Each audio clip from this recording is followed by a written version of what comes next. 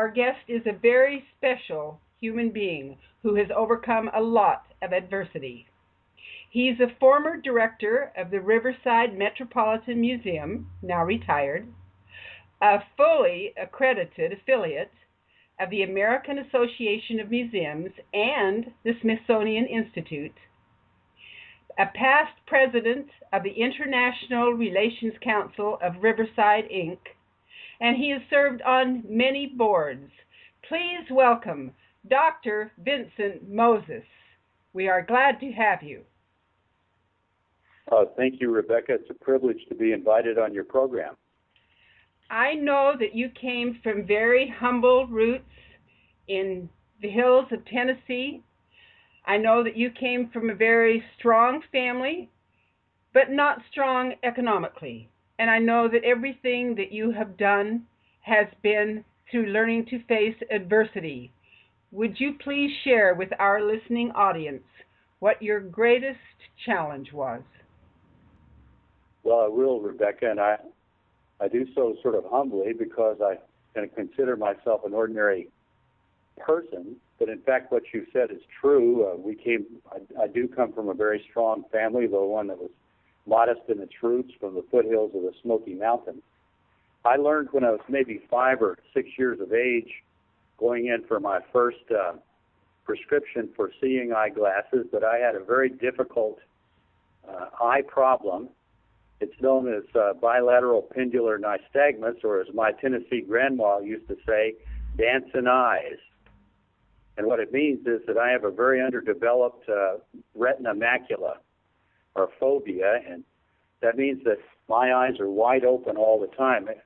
All of us have eyes that move, but your eyes, Rebecca, and normal eyes are able to lock in on an object when you need to focus, because I have this underdeveloped retina macula and learned that very early in life.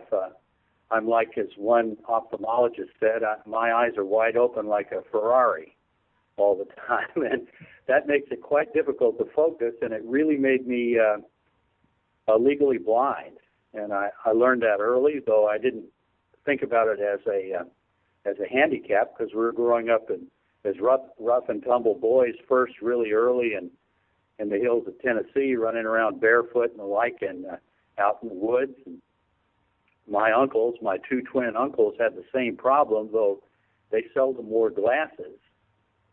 And what I learned later is that this eye problem, bilateral pendular nystagmus, is a congenital one passed down through the female line, that is from my mother's side of the family. So her mother, my grandmother, had passed it to some of her sons, and it turns out, like color blindness, you have a 50-50 chance as a male from this line to develop the problem, and I got it. My brother Paul, who was very nearsighted but did not get this, he and I ran around together. We grew up together, and later grew up through our teenage years and through high school in Northern California in Humboldt County. So I had that problem, and I learned by the time I reached high school that I would not ever be able to drive, at least legally, and that was going to pose some difficulties in a car culture and the like. So that's really what has been my principal object to overcome from a physical standpoint, and that is to adapt and develop ways of surviving and succeeding as a legally blind person in a sighted world. There are lots of others who are totally blind, but legally blind, and somewhere in that netherland between the two posed some unique problems of its own in learning how to adapt. But that was it. That's the principal physical handicap. It in turn, though I didn't call it a handicap at the time, didn't think about it that way, it would, looking back now, lead to some difficulties in terms of self-confidence in some areas, and a tendency on my part, because this was way pre-Americans with Disabilities Act, to sort of tend to hide that problem and learn how to develop adapting mechanisms that would enable me to get along in the sighted world as a reasonably normally sighted person. And even if you look at me today, you might not guess that I was legally blind, because unlike some of my cousins who have severe photophobia and albinism, my male cousins, where their heads physically move from side to side, mine does not. I was blessed with nice hazel eyes like my mother, Velma, the great Celtic woman that she was. So I didn't have that severe head movement, but I did have severe enough of a problem with that undeveloped retina macula that I had the legal blindness to deal with. That was my story growing up in part. The other part of the story, though, is that I attempted to grow up normally. My brother has this extraordinary baseball talent, or he did as a young guy, and very early we played on a pre-Little League team together where I was the catcher and he was the pitcher, if you can believe it or not, and he has a smoking fastball, and he even had a smoking fastball as a 9-year-old. So I used to, I managed to catch him, and I used to make him mad. And by making him mad, he would throw at my head, which made his fastball more accurate and more dangerous for hitters. But as we got older into our teenage years, I realized I just couldn't continue playing hardball because I couldn't see well enough to really hit 60-mile-per-hour fastballs or get out of the way if they were coming at me. So Paul went on, though, to do that. I learned a little bit at the time through, as we went into high school, I wouldn't be able to play baseball, or I'd have some limitations that way. When you were of drivable age and could not drive, how did that affect you in your teen years when all of the young men your age were driving, and how did that affect you in the future when you could not drive? Well, Becca, that's an interesting point, because as a teenager, naturally, I developed a really strong interest in the young ladies, like every other red-blooded male, and wanted to date in high school. I did manage to do some by double dating to proms and dances and that sort of thing with people, but in my sophomore year, I had to take, it was mandatory to take driver's education in California. Now, I don't even think high schools are able to offer it, but then it was mandatory, and I learned that I would not be able to drive in that driver's ed class because the teacher, he took me all the way through the driver's ed class, recognized I was blind as a bat, as the proverbial Bartimaeus from the New Testament, and he recommended that I go attempt to get a permit to let them know how bad my eyes was and make sure that they gave me the eye test, which naturally they did, and they turned me down because I was legally blind. And they said, you're going to kill yourself and somebody else too if we give you this permit, so we're not going to do it. And at that point, I had to resign myself to not driving, and I really tried to hide it and not tell people I couldn't for quite a while because that was really going to create some difficulties for me, I thought, and it really did. I didn't have what you would consider a rampant or normal, I guess, teenage dating style in high school for that reason, but did go to the proms and the like. That changed when I went off to Baylor University finally and lived on campus. That didn't pose a problem in not being able to drive, except once or twice young ladies asked me if I wanted to drive their car.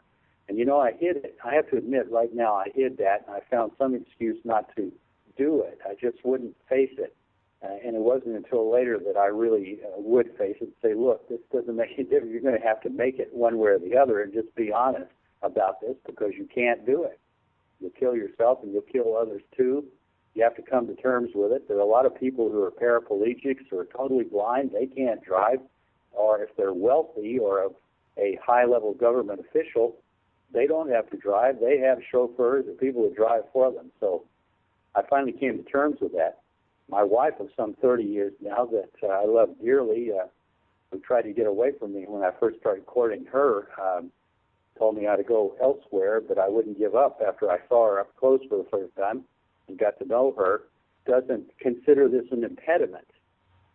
She saw other things I think that she felt were more valuable, and I appreciated that a great deal. So it's not imposed a problem seriously on us, other than the fact that the poor woman has to drive me everywhere, unless I'm riding with somebody else.